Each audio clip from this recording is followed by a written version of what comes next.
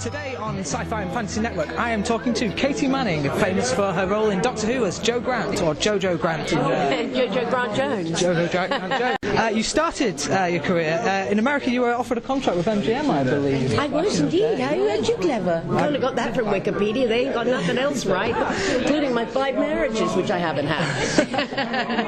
Yes, I did. You then returned to Britain after that. I did. I returned. I came back because I was very young, and my parents had to be flown over to America.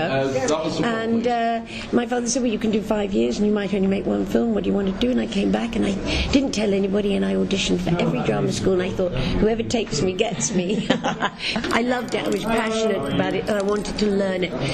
It wasn't about going and doing films for me. It was about learning something that I knew I was going to love forever. We were in Softly Task Force, I believe. Yes, and then 1970. Then I had 4 lines in groundbreaking television by John Gray, Mountaintop, and they gave me the Juve lead, and then they wrote another one, and while I was doing that I got Doctor Who. Yeah. Your time on Doctor Who, John Pertwee, was on Earth a lot, and you had this sort of unit family that you've recreated or respawned in The Big Finish. That's right, which has been lovely with Tim Treloar, and they're absolutely wonderful to do, because I've done John for so many years on Big Finish. But it's lovely because although it was a unit family, that was mostly recognised when we were on Earth. Once the Doctor took off, it was sort of became him and I. But it was, that whole family never lost its strength. So whenever we came back to Earth, and just the most wonderful time working with John. I couldn't have asked for more. And I loved Jo. I thought she was funny, she was feisty, she was clumsy. She laid down her life for the Doctor on several occasions, and I think so. She had so many different facets to her,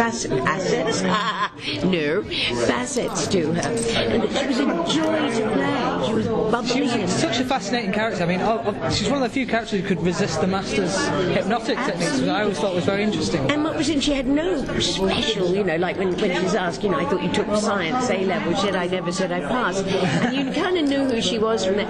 But she was incredibly brave, and she learned, and you watched her grow up, which was lovely. You actually watched her grow up. Those miniskirts are what people were looking at when they look and think of the character. In actual fact, she screamed less than a lot of the companions, because you get so fed up with having that.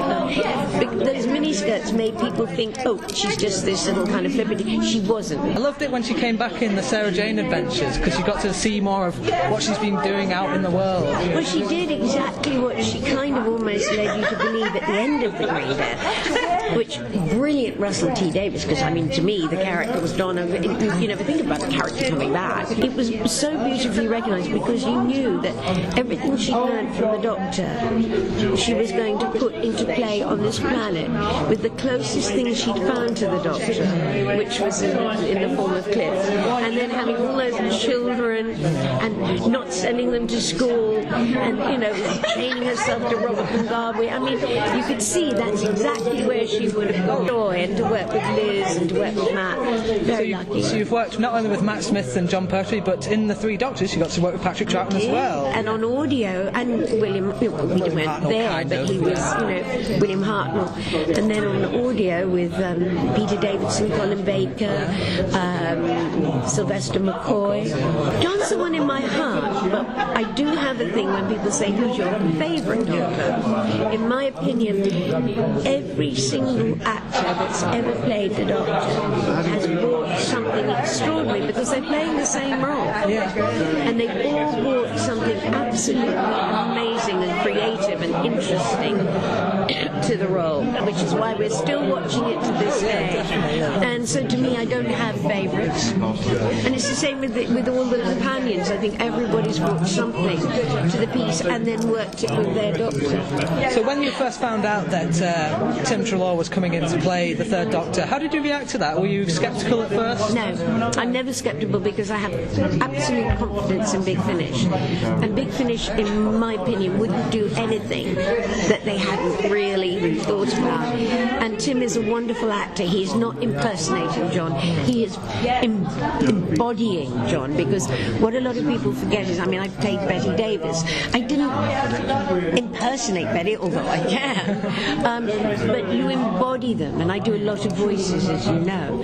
Every character I do, whether I'm playing John, or whether I'm playing me, or in Not a Well Woman, which is a play I wrote for Big Finish, I played 26 characters. You embody every single character. The Scorchies, Cool Cat. Everyone has a different body posture, and you have to be that, and that's exactly what Tim did.